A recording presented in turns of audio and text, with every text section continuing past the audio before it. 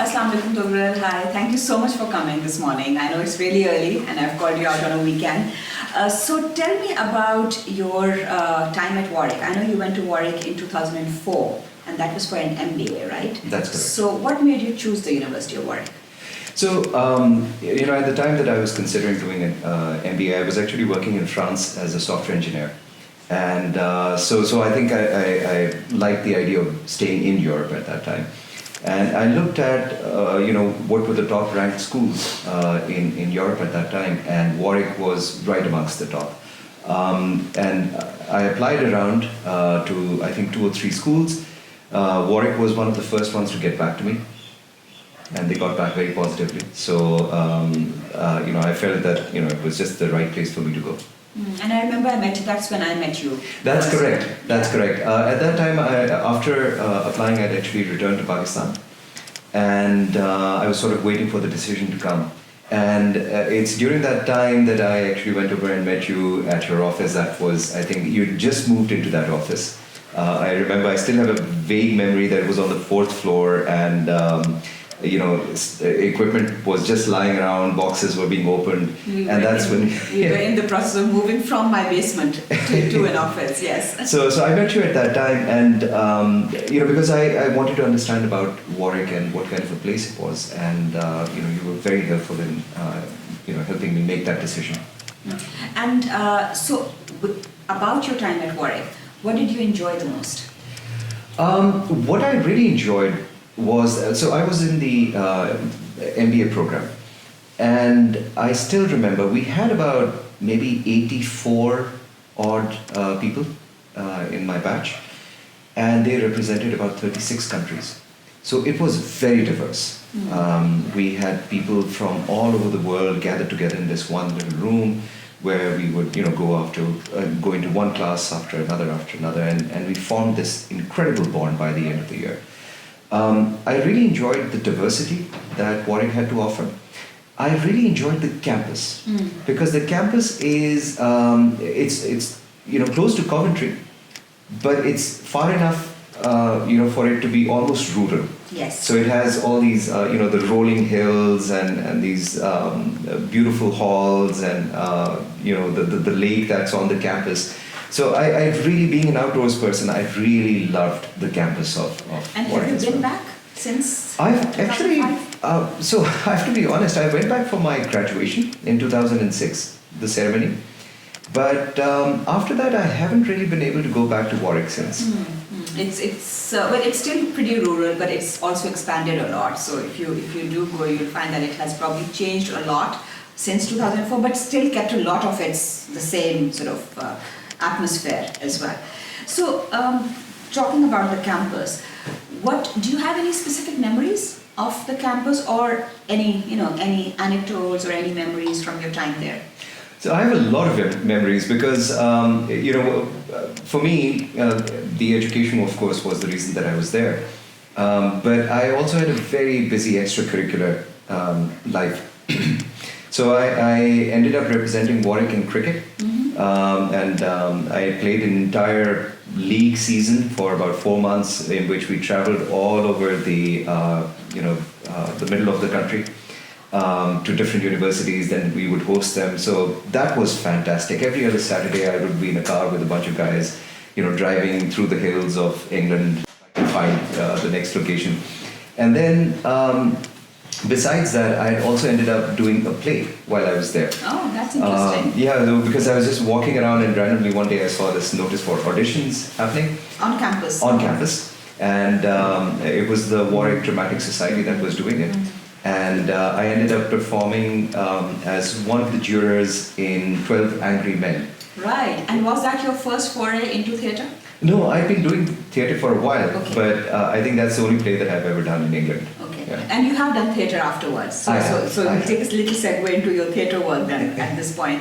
So, and we'll talk about your career in a bit, but talking about theatre, you did do theatre in Pakistan, and you've been doing it periodically. So, what kind of work have you been doing? So I started off just towards the end of my university year. When I was in GIK, I did my computer engineering from there. So in the very last year, I picked up this as a as a natural development from my debating activity. And after a couple of years of working in Pakistan, where I did a play or two here and there, with a bunch of friends, I went to France to work as a software engineer. And I joined an acting school while I was there over the weekends. So I used to train as an actor over the weekend, and I kept that going for about 2 years. I ended up actually producing a theater play in Paris. So I don't know how many Pakistanis can say that. Probably a few. Oh yes, I remember there was a CD as well of that theatre play. Yeah. I think we screened it at Warwick, or you were That's trying to correct. screen it That's at Warwick, correct. right? That's Yeah, correct. now I remember it. Yeah. It was in French. No, the play itself was performed in English, but it was again a very international cast. The director was Japanese. I was kind of the producer / actor, and but it was a fantastic sort of production, and we had a great time. And then I kept on doing plays. I continued it in Warwick, and then when I came back from Warwick, I just kept it going throughout. I've tried to always pick up good literature, because I think the good literature always tells a story that is universal, and it connects with people around the world. And I think in Pakistan especially, there is a need for a lot of storytelling to happen. Yes. Absolutely. And and different voices. Different voices, Yeah. different perspectives, different voices, and the kind of response we get is amazing. People really connect with theatre, because it's a living performance, right? It's happening right in front of you. It's live, and so I think that I think is one of the best mediums for storytelling that we've got. When was your last performance? My last performance was in December. 2 months ago. Okay. Yeah, great. so I did something in Islamabad. Right. Yeah. And I remember in 2011, you had performed for us, for Warwick, when we had James Kennedy, the director of the International Office, was here in Islamabad, and you and Tajdar very kindly put together a performance it was an event that we had for school principals and university contacts. And that was a big hit. So was that something? But that was not a theatre performance. That was a reading. That was a reading. And was that something that you had been doing while you were at Warwick as well, or? No, it's something that developed later on. In fact, I think doing readings together was something that Tajdar and I started experimenting with in 2011, and I would actually think that what we did for Warwick was probably our first ever. And so that kind of segued into a whole new branch that then got converted into a group, like Tajdar and I are now a two-man group called Kisakwa, and we keep putting up these readings on our social media pages. And it's been 10 years now that we've been doing it. So it actually started off with Warwick. That's great, because it was. I think now that I remember, it was also an alumni event. So it was a big event with alumni and other friends of the university. And what we read out were the English translations of Manto's letters. Oh, you remember that? Yeah, Yes, it was I do. Manto, absolutely, because you wanted to have a connection with Pakistan and with the UK. Correct. Brilliant. So going back to now Warwick, and you did your MBA from Warwick, and then how did that help you in your career? So it was, I think the MBA from Warwick was really amazing for a few reasons. One, I really, really liked the quality of teachers that we had, the professors that we had. These were the kind of professors who, because they were used to a diverse background of students coming to them every year. I think they brought a very open mind to how they interacted with different kinds of opinions that were coming across. So,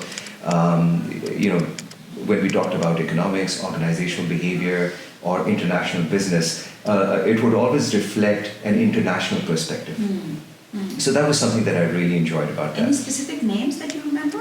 I remember our professor for economics, Ben Knight. He's passed on since. He was, I found him inspiring. It's amazing. So he was one teacher that I do remember very well. And I think one of the other things about Warwick that really helped afterwards was the network that we formed. We're still in contact. It's been so many years now, 15, 16 years. We're still in touch with each other. And a good, powerful network always, I think, helps you in your career as well, because it helps with opportunities coming your way down the line.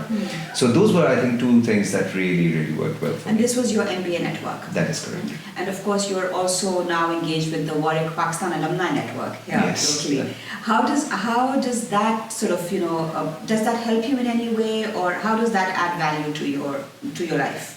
If it does. It adds a lot of value. For one thing, I think, thanks to a few people, including yourself, the alumni network is very vibrant. We keep having these meetings every now and then, a month apart, 2 months apart maximum. But, somebody will just say, I'm having coffee, just turn up, and people will just congregate. So I think that's actually really nice. It's very really spontaneous, nice, and it's actually quite successful. I think. And I like the sort of informality about it. Like people just get together because they want to. Yes. There's no need. There's no roster being kept, but people get together because they really feel like it. So I really enjoy that networking element. And then there are so many discussions that are actually coming out of that network itself. So Warwick has a very powerful network in Pakistan, and they've all, mashallah, they've done really well.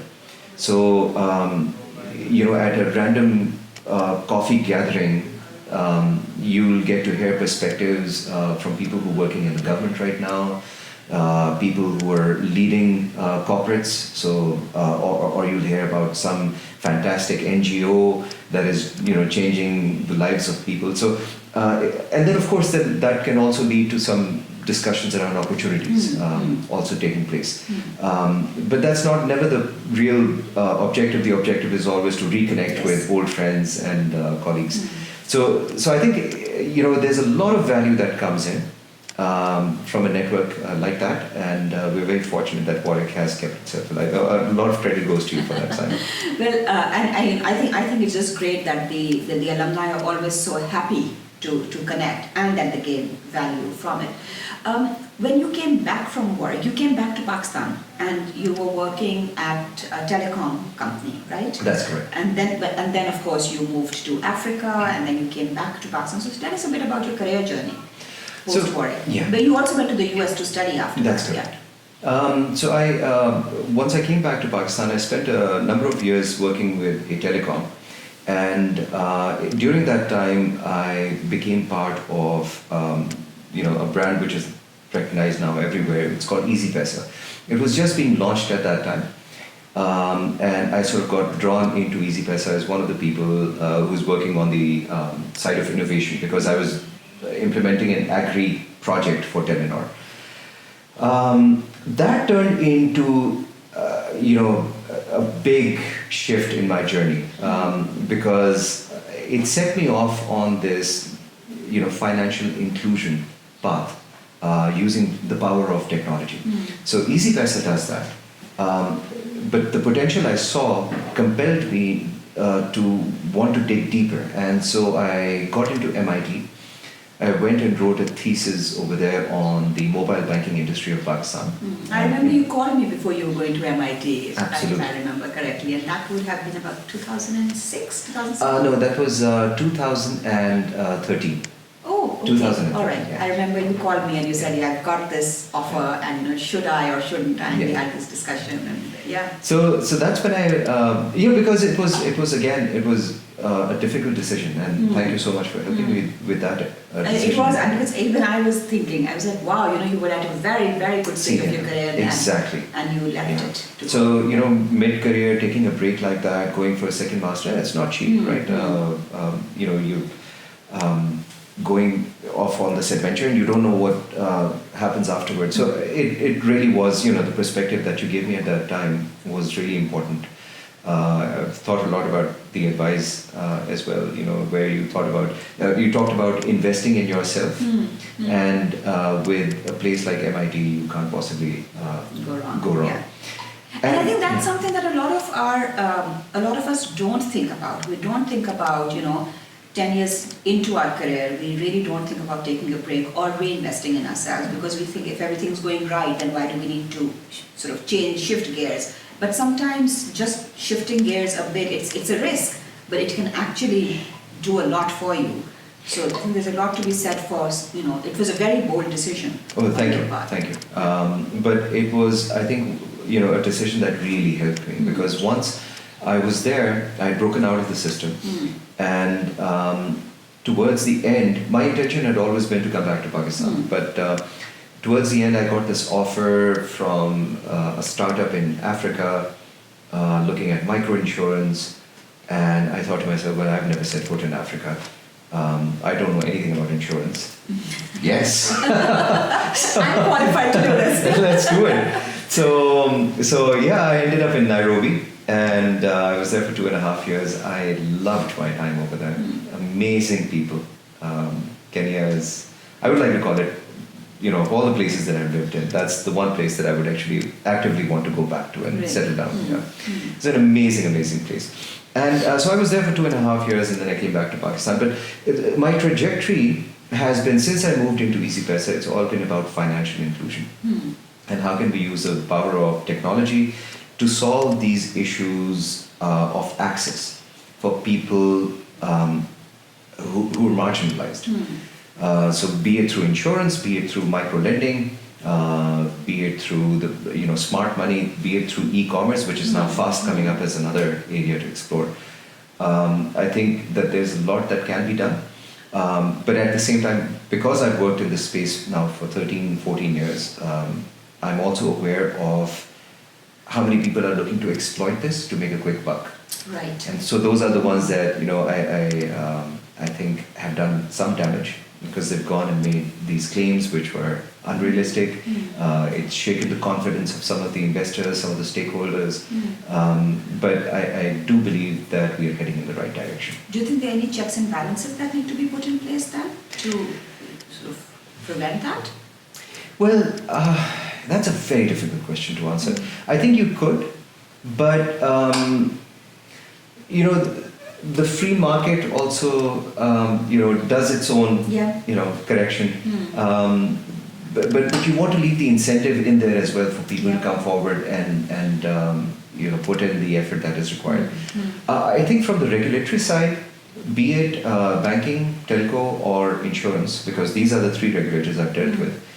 I think from the regulatory side, the regulators need to take a more experimental approach while protecting the consumer.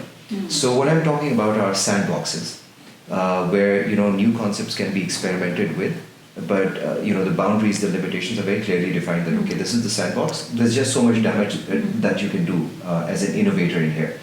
But stay, in that corner till you've done your proof of concept, and then you come mainstream. Right. An example of this is micro lending, for example.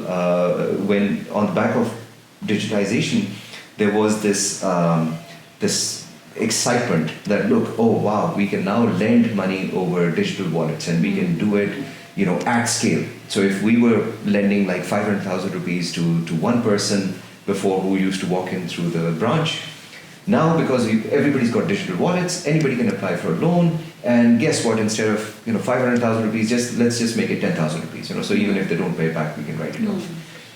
It seems like a great concept, but it has great potential to also do a lot of damage to the lending space. Because if there are a lot of write-offs, for example, or people get used to the idea of taking money and then walking away, you're actually feeding back into the larger lending space and changing behaviors over there as well. So that's why regulators have to keep a very close eye on what's happening. So when you came back from Africa, you were involved in micro-lending and micro-loans, right? So tell us a bit about sort of, your post-Africa journey. So once I was back in Pakistan, I joined another bank, and I became the head of digital banking for them. And we launched a new smartphone wallet. It was one of our entry points into the market, and it did really well. We had to go through a couple of pivots to find the right business model, but while we were doing that, I got approached by another great organization which works on climate change insurance for smallholder farmers. And these are the ones that I've been very closely associated with till quite recently. Now what we do is we use satellite data. We map the location of the farms where these smallholder farmers are working, and we figure out the risk of a climate event happening, like excess rainfall, or for example heat wave, or a wind, cyclone or something. So we sort of use satellite data to figure that out, and then we do some risk assessment, and we assign risk profiles to that location, and that allows insurers to insure those farmers. Oh wow! And this is in Pakistan. And I'm very happy to say, I launched the pilot for this in Pakistan last year, and of all locations you can think of in Pakistan, this was Mardan Sawabi. Wow. So, conservative, Yeah. not very comfortable with the idea of insurance to begin with, but the farmers loved the product so much that now we're scaling with them this year. And I think there's potential for Pakistan because, look, we are very exposed to climate change. I've actually looked at the data because we've got satellite data for the last 35 years. And our grid size is 5 kilometer by 5 kilometers, so you can really zoom into, I can zoom into just model town and just look over here and figure out, what is the rain profile for the last 35 years. I can confirm to you that the climate change phenomenon is real. We are seeing shifts in not just the intensity of rainfall, but also when that rainfall is happening. And so this is, and because I wasn't just looking at Pakistan, I was looking at South Asia and Asia Pacific. So I was also looking at data from India. I was also looking at data from Bangladesh. It is unmistakable. We as city dwellers may not feel the impact of it, but the farmers who are actually in the food production business, they right now don't know what to do, because the rainfall patterns are changing, so they don't know when to sow and what to expect in that season. So because of that, the farmers in Mardan and Sawabi were actually quite willing to listen to us. We did this little experiment, it worked well. I think Pakistan should look at scaling that nationwide. That sounds really interesting, Tughral, and there seems to be so much potential for, to use technology for the benefit of the farmers and the country. And now, and this was last year you said, and since then I believe you've taken a sabbatical and you've just left everything. So what's on the cards for the future? So I took a sabbatical earlier this year, and that was really to sort of break out of the flow that you sort of end up in. I've got a 23, 24-year career behind me, and with 9-year cycles, it seems. That's correct, actually. That is correct. And I think that cycle is now happening again. And I needed to take a step back to sort of think about where I am in my life and what is important to me going forward. And did COVID have a role to play in that? I think COVID had a huge role to play. And so it acted as the catalyst, because the work from home phenomena that we've all experienced breaks you out of that mold of going to office, sitting down behind a desk, and you suddenly realize there's so much more that you can do with your day. And I did. And I think in these COVID years, I ended up following up on one of my passions, which is mountaineering.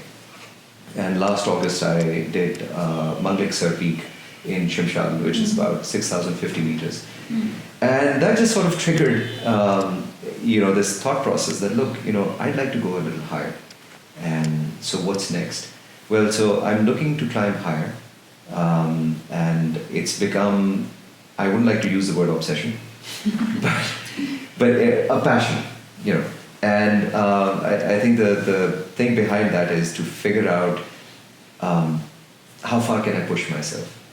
How far can I go before my body or my spirit breaks? And believe me, on mountainsides you find out. And it's incredible, because I think it's more of a journey within yourself. You're trying to understand yourself better by pushing your own self to the extremes and seeing, how do you perform? What do you do when you run out of every bit of energy that you've got? Do you keep going, or do you turn around? And see, one of the biggest lessons that I learned on Manglik came because I actually ran out of energy. I stopped.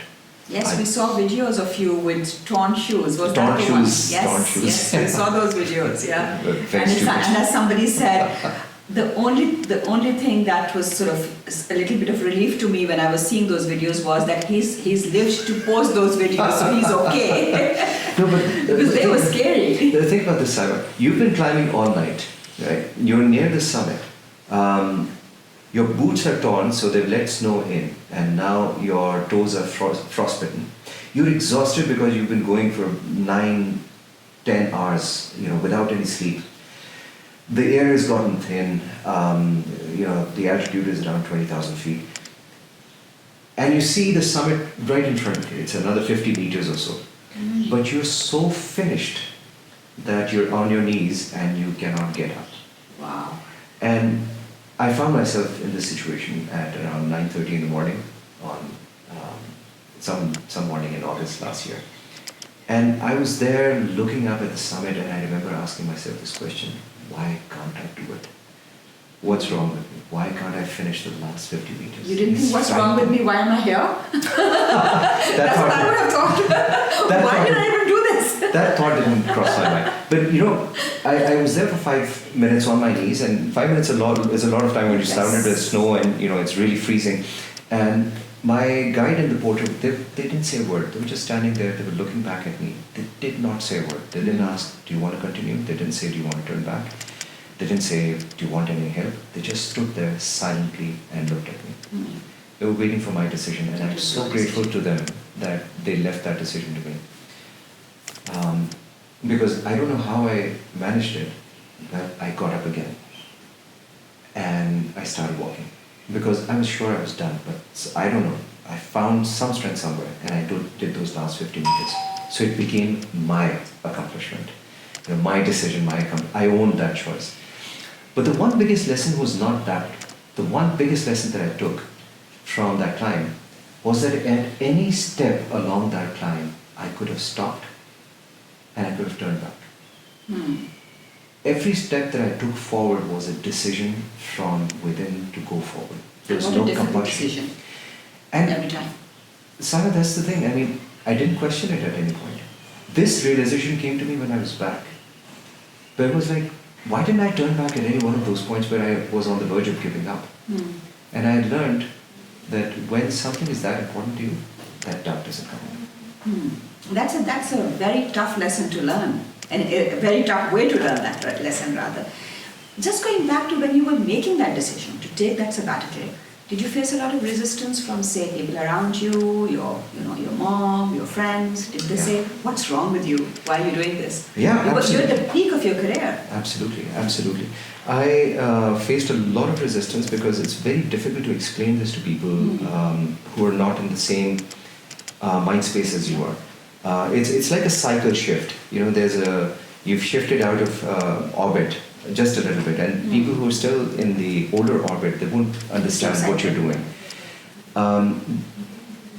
My view on that is, look, if you know deep down, whether it's a mountain you want to climb, or it's a sabbatical you want to take, or it's some project that you want to do, but if you know deep down this is important to you, do it. Because why wait, right? Like, life is really short, and most of it, for me, I think half of it is behind me. I mean, what am I going to wait for now? So if there's something I want to do, for me the choice is you do it now or you let it go. So I opt to do it. What are we looking at in the future? I know you've got your big summit in July, right? So I'm wishing you all the best for that. Thank you. What are you planning for after July, or is that still open at the moment? It's open. I can only at any given time see maybe a few months down the road. Even that is, there's this great song, and there's a lyric from it which says that every plan is a tiny prayer to Father Time.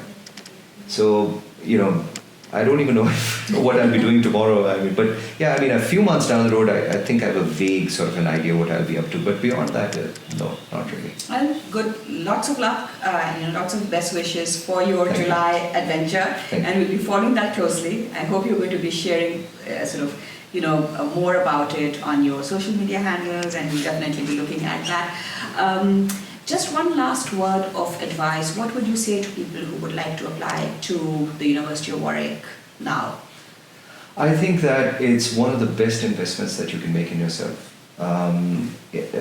Education, especially from a good university like Warwick, is something that pays back over your entire lifetime. So I know that nowadays a lot of people thinking about COVID and how it has impacted education. They're thinking about the economy and whether there are jobs or not. But I think education is one of the best investments that you can make in yourself. So your words, Simon, back to you. I would say yes. Please do it. Thank you, Tughral. It was a pleasure as always. Thank you so much. Thank you so much.